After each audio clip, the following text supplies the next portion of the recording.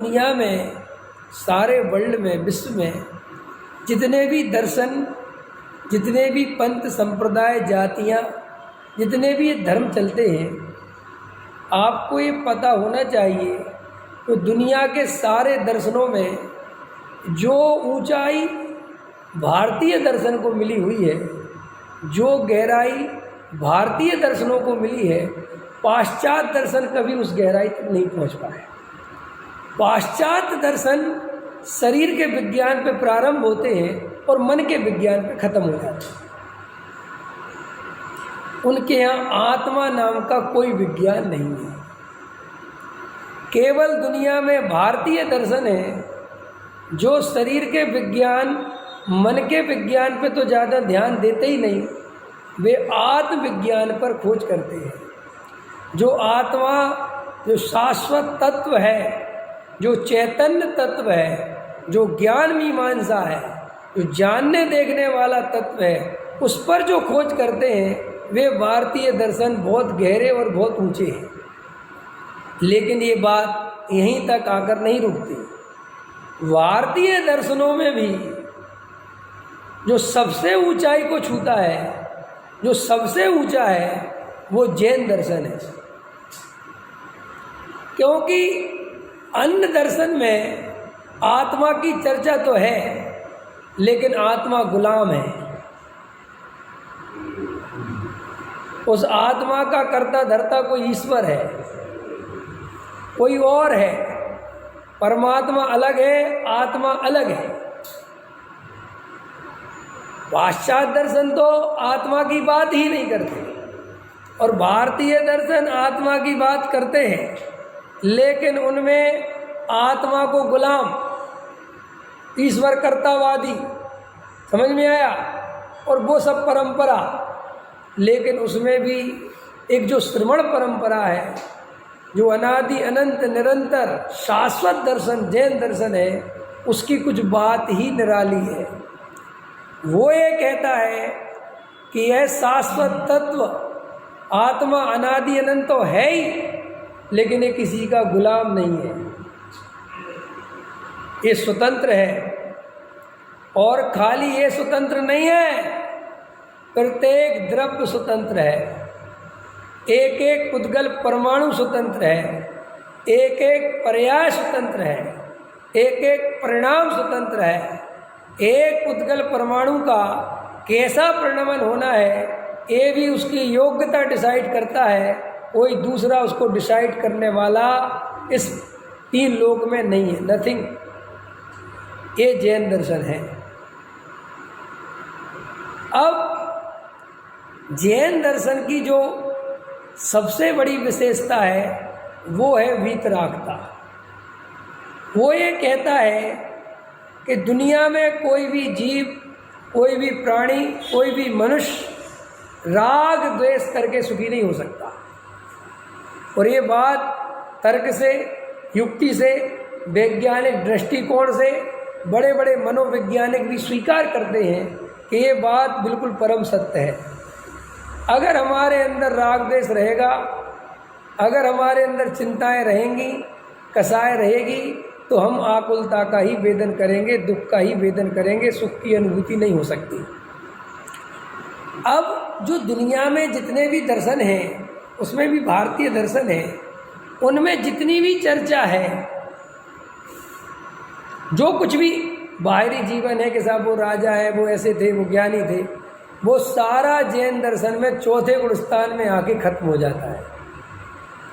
माने अन्य दर्शनों में जो अच्छी बात भी है, जो अध्यात्म की बात है, अथवा जैसे कबीरदास जी जैसे हुए, और भी बड़े बड़े एक से एक बड़ी आध्यात्मिक प्रेमी हुए, तो वे चौथे गुण स्थान की सीमा तक सीमित रहे। कितने गुण स्थान तक? और हमें इसमें दिक्कत भी नहीं है। थोड़ा मैं गहरा समझा रहा हूँ। जो कभी कभी हमें लगता है कि साहब कबीरदास सम्यक दृष्टि कैसे हो सकती, घबराना नहीं थोड़ा सा, क्योंकि जैन दर्शन ये बात बहुत अच्छे से स्वीकार करता है कि सम्यक दर्शन चारों गतियों के जीवों को हो सकता है।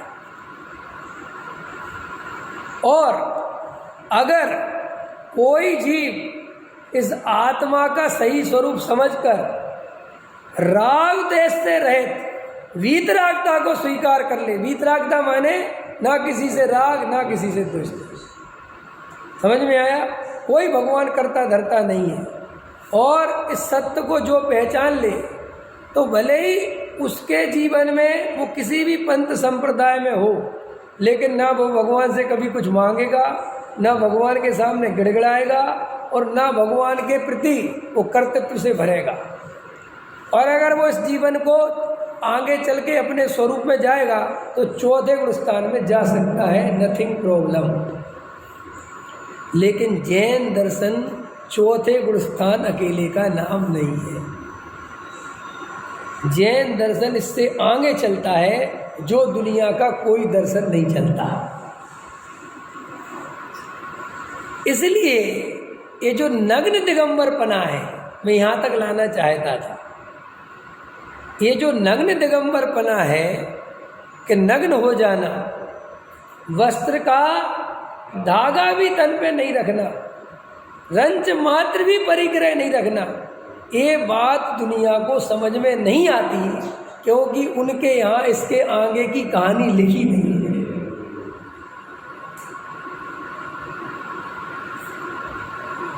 लेकिन जैन दर्शन इतना बारीकी में जाता है कि आप कल्पना भी नहीं कर सकते। जैन दर्शन ये कहता है, अगर किसी जीव के 3 कसाय चौकड़ी चली गई तो उसको कपड़े पहनने का राग आ नहीं सकता। हम पहनते नहीं, ये नहीं, हम दिगंबर इसलिए नहीं पहनते, ये नहीं, हमारा दिगंबर धर्म परंपरा से नहीं चलता। बात नोट करो, दिगंबर धर्म परंपरा से नहीं चलता, स्वानुभव से चलता है। दिगंबर धर्म किसी जाति का नाम नहीं, किसी पंथ संप्रदाय का नाम नहीं। दिगंबर धर्म केवल एक वैज्ञानिक दृष्टि से चलने वाले दर्शन का नाम है। जैसे विज्ञान किसी जाति, किसी पंथ, किसी संप्रदाय से नहीं चलता, प्रकृति से चलता है। जैसा नेचर है वो वैसे आगे बढ़ता है। ऐसे ही जैन दर्शन ये बताता है कि मनुष्य हो और अगर उसके आत्म ध्यान में मग्नता बढ़ेगी, सच्ची आत्मलीनता होगी, तो उसे पंचम गुण स्थान होते ही प्रतिमा लेने के भाव आएंगे।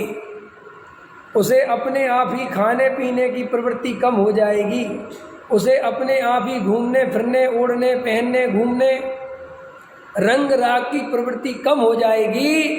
इसलिए नहीं कि वो दिगंबर है, इसलिए कि प्रकृति में ये व्यवस्था है कि आत्मलीनता का परिणाम ऐसा है कि बाहर में फिर रंग राग ज़्यादा रह नहीं जाता। और जब वो ही जीव और स्वरूप में मग्न होता है तो फिर कपड़े पहनने का भी राग टूट जाता है। इसका नाम है असली नग्न दिगंबर जैन दर्शन। अपने यहाँ जो दिगंबर पर अब अपने श्वेतांबर भाई हैं, अपन इनसे एक प्रश्न करते हैं कि भैया तुम्हारे जो साधु हैं, तुम कहते हो कि वीतरागी है, 6वां 7वां गुण, तो भैया ये कपड़े पहनने का जो राग है, समझ में आया, और इसकी जो व्यवस्था बनाने का राग है, क्या ये वास्तव में रह सकता? विचार करो।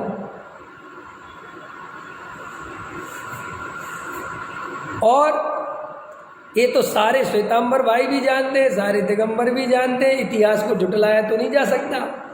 श्वेतांबर से दिगंबर नहीं बने, दिगंबर से श्वेतांबर बने, ये तो सारी दुनिया जानती है ना भाई।